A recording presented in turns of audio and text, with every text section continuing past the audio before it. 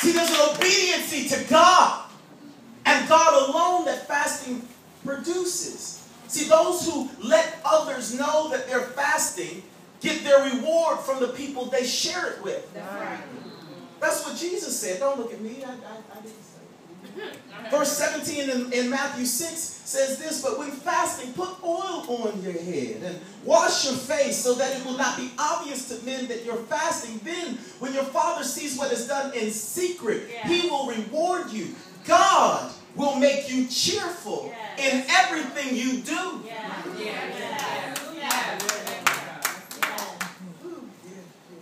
Those who have shown mercy will receive mercy. See, the promise of fasting is the restoration of your vision when we're obedient to what it is that God is desiring to pull out of us, even though we are wasting away in the process. And number two, not only is vision restoration the first promise, but the second promise is that God will make us whole. God will make us whole. Look at the text. The text goes on to say there in the 58th verse, the 58th chapter and the 8th verse, this, and your healing shall spring up speedily. Do you see that? He'll make you whole. Not only will He restore your vision, He gonna heal you. See, because here's the thing. There's a difference between escaping our past and being delivered from it. I'll say that one more again. There's a difference from escaping our past and being delivered from it.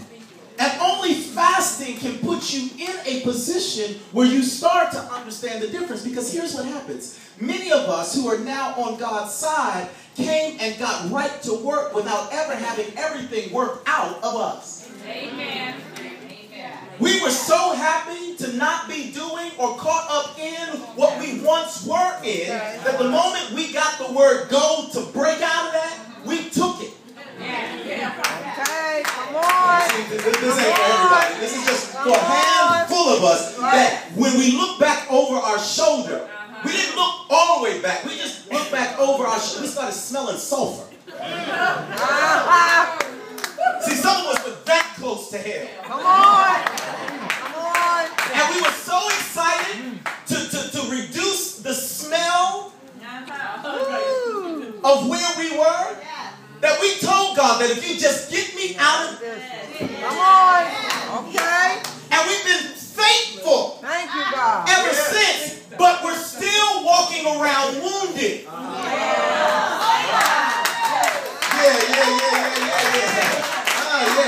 See, we're in a better spot than what we were in, but we're still not who we should be.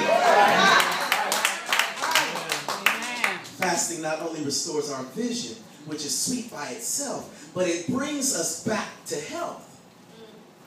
I submit to you that many of us have been unconsciously complaining of what is wrong, and the persistence of the unconscious is keeping us from being able to be more than a conqueror. Our unconscious state is still tied to the fact that we escaped. Right.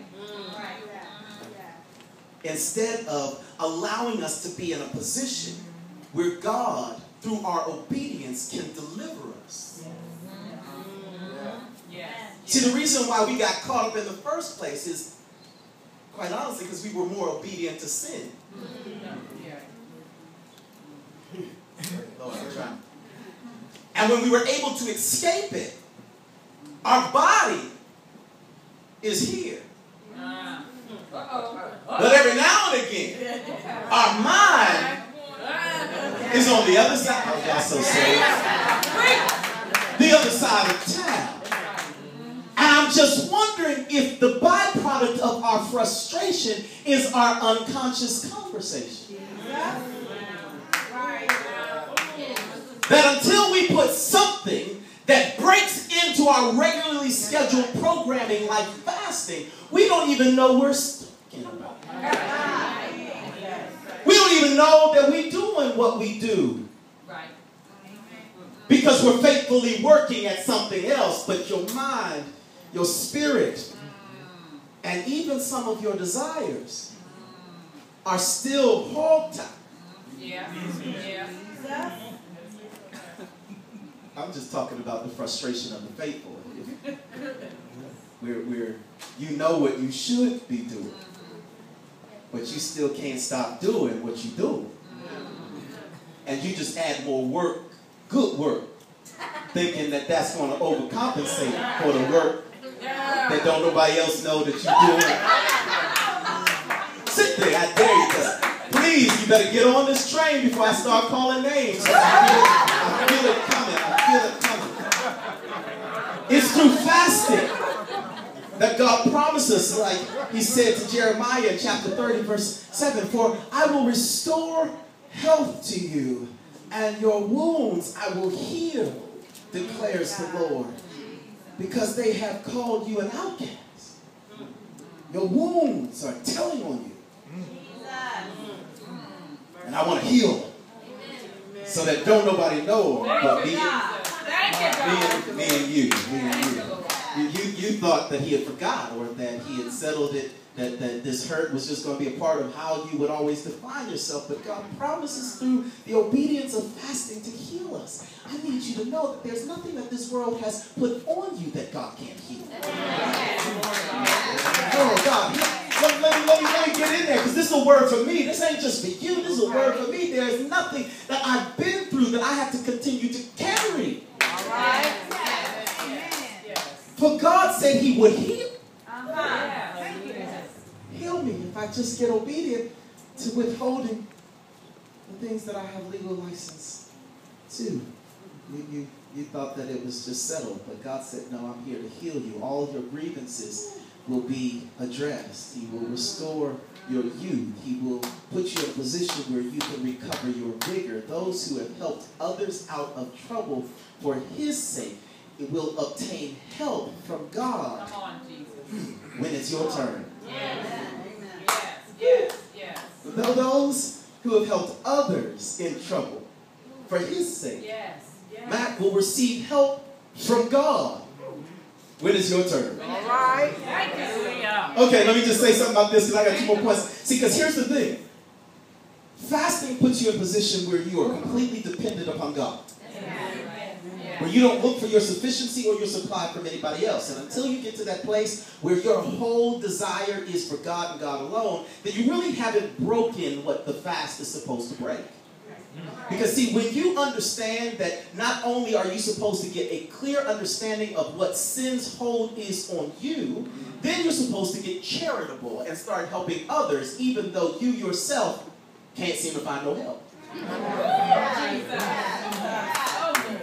And see, when you can prove yourself, Bill, to be a helper that needs help,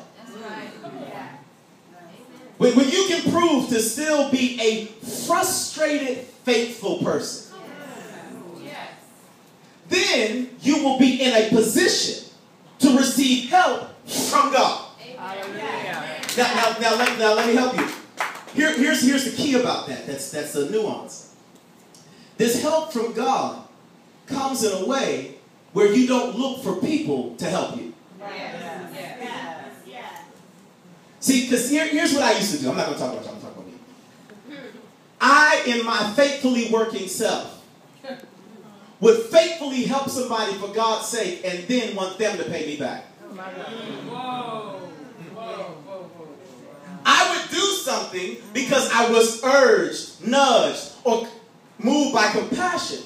But still in the back of my mind, every time I see that shawty. Oh, I know this ain't you. I'm talking about me. Especially when I found myself in need. When I was struggling, I would just conveniently find myself crossing paths with those who I helped.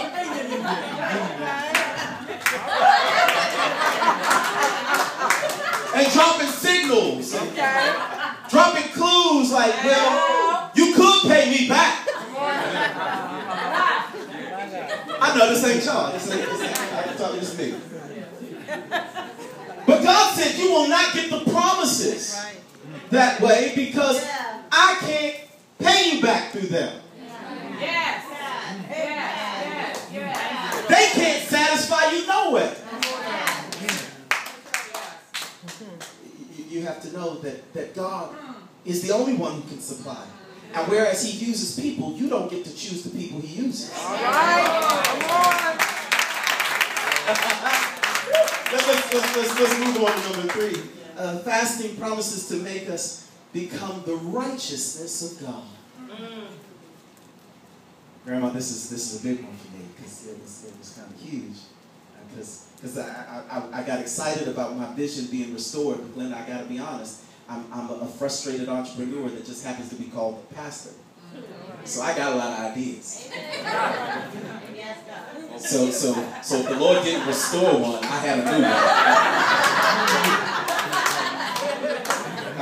I'm just being honest. I'm repenting. That's what these last 20 days have really been all about. And the whole thing, the wholeness, I'm excited about that. But in many instances, some of those wounds are so deeply hidden that y'all wouldn't know them no way, so that I could pretend like I'm whole. That's right. Yes. So I got really excited, Lisa, about this third point because of, quite honestly, the way that I think unconsciously I've manipulated the first 2. My God. Amen. He said, Willie, that I would be the righteousness of God. Praise God. That obedience that was acquired through fasting, the learned notion of obedience, KB, would bring me to a place where I would be the righteousness of God. I'm still in Isaiah 58. It says, your righteousness shall go before you. The glory of the Lord shall be your rear guard. Oh. See, this ain't nothing you can manipulate, Granddad. This is either you is or you ain't. Not proper English, but you get my point. See, in other words, God will silence all your critics Glory. and clear a path through all your enemies. Woo, help me, God. See, because of the humility produced through fasting, your name will be made great. See, without becoming the righteousness of God, you've got to pay to be right with people. See, there are some who spend their entire existence doing for others so that they might be done right. The only motivation for what they do has nothing to do with God. They just want their name to be big. That's right. Yeah. Right. So they're a chameleon. Yeah. Constantly shifting and changing in order that the critics don't kill them. The reality is you can't pay all them people off. Truth be told, too many of them know the truth about you. Come on. See, that's the issue. Ain't none of us that clean. Okay. And we spend a great deal of our life, TC, trying to clean up our own mess. Yes.